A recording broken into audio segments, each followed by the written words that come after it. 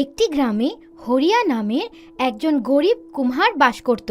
ওর স্ত্রী মারা গেছে, অনেক বছর হয়ে গিয়েছিল, আর এখন ও ওর দুটি সন্তানকে একাই মানুষ করছিল।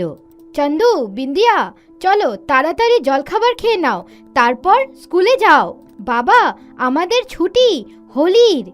আরে হ্যাঁ, আমি তো ভুলেই গিয়েছিলাম, উৎসব এসেছে, তো এখন আপনারও কাজ খুব হবে, তাই না বাবা? আরে এটা তো হোলি, এটা কি দীপাবলি নাকি যে প্রদীপ বিক্রি হবে আর আমার রোজগার হবে? যাকগে, তোমরা ওর চিন্তা করো না। বাবা, ফেরার সময় আমাদের জন্য রং নিয়ে এসো। ঠিক আছে। হরিয়া কাজে চলে গেল, আর চন্দু আর বিন্দিয়া বাড়ির থেকে বেরিয়ে খেলতে লেগে গেল। ওরা জল দিয়ে খেলছিল কি তখনই ওদের বড়লোক প্রতিবেশী শ্যামের ছেলে রাজ একটা দামি পিচকারি নিয়ে ওখানে এসে পড়ল আর ওদেরকে খ্যাপাতে লাগলো। তোমাদের কাছে না খেলার জন্য রং আছে না পিচকারি, দেখো আমার বাবা তো বিদেশ থেকে দামি পিচকারি এনেছে।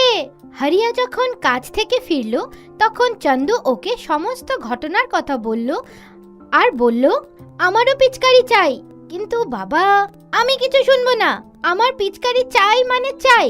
হরিয়া চন্দুর জেদ দেখে চিন্তিত হয়ে গেল আর পরদিন ও বেশি বেশি কাজ করার চেষ্টা করলো, কিন্তু তাও এত পয়সা জোগাড় করতে পারলো না কি একটা পিচকারি কিনতে পারে।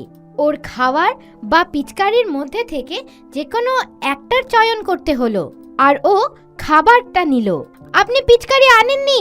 সোনা, আমার খাবার আনার ছিল, বোঝো একটু। আমি খাবো না এই খাবার। চন্দু জেদ করে না। না, থাকুক বিন্দিয়া, আমি পিচকারি কিনতে পারি না, কিন্তু বানাতে তো পারি। আমি তোমাদের জন্যে নিজে পিচকারি বানাবো।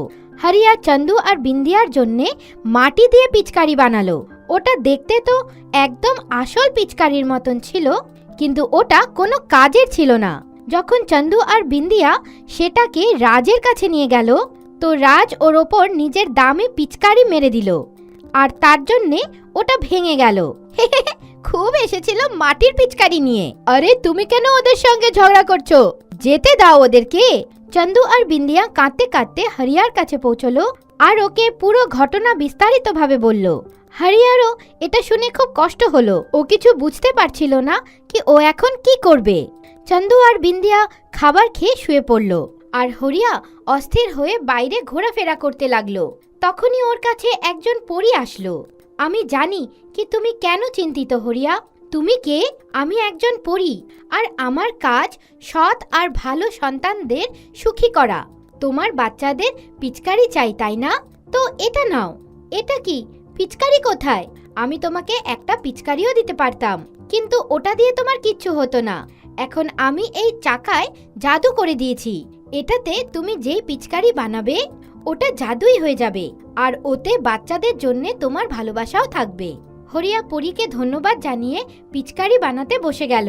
ও একটা খুব সুন্দর পিচকারি বানালো আর পরদিন সকালবেলা চন্দুকে দিল, কিন্তু চন্দু মাটির পিচকারি দেখে মানা করে দিল।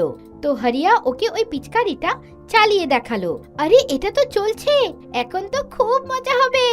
লা লা লা লা। তোমরা আবার এসে পড়েছো নিজের মাটির পিচকারি নিয়ে। একটা ভেঙে যাওয়ার পরেও তোমরা বুঝতে পারোনি কি এটা কোনো কাজের না। দাও এটাও ভেঙে দিই। ইস, আমার পিচকারির ভেতর যদি কাদা ভরা থাকতো না, তাহলে আমি ওর মুখে মেরে দিতাম। আচ্ছা, তো তোমার এই পিচকারিটা চলছে আর তুমি কাদা ভরে পিচকারি চালাচ্ছ? এক্ষুনি ভেঙে দিচ্ছি তোমার পিচকারিটা আমি।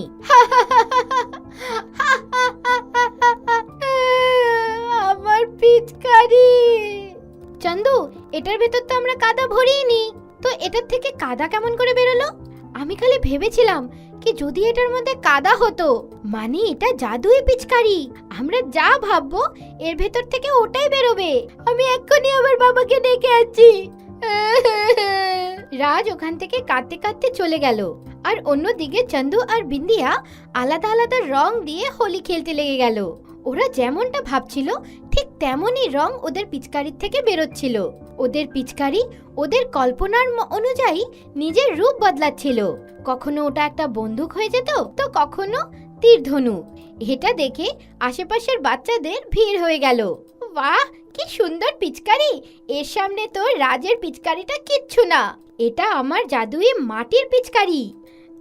বাবা, আজকে চন্দু আমার পিচকারিটা ভেঙে দিয়েছে আর এখন সবাই ওর পিচকারির প্রশংসা করছে। আরে তুমি কেঁদো না, আমি শাস্তি দিব চন্দুকেও আর ওর বাবাকেও।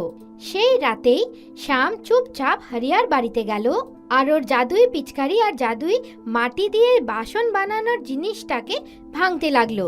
কিন্তু তার বিনিময়ে ওই ব্যথা পেয়ে গেল আর ওই পিচকারিও ওকে ভালো শাস্তি দিল। আরে বাঁচাও, বাঁচাও! কে কে? হরিয়া, চন্দু আর বিন্দিয়া তিনজনেরই চোখ খুলে গেল। ওরা দেখলো কি পিচকারির থেকে আগুন বেরোচ্ছে আর শ্যাম চিৎকার করছে। হরিয়া ওই পিচকারিটাকে ধরে বন্ধ করলো আর শ্যামকে জিজ্ঞাসা করলো, তুমি এখানে কি করছো? আমাকে ক্ষমা করে দাও হরিয়া, আমি আমার অসম্মান আর তোমার প্রশংসা সহ্য করতে পারিনি আর এখানে তোমার পিচকারি আর তোমার সমস্ত জিনিস ভাঙতে এসে গিয়েছিলাম, কিন্তু এই জাদুই মাটির পিচকারি তো আমারই ব্যান্ড বাজিয়ে দিল।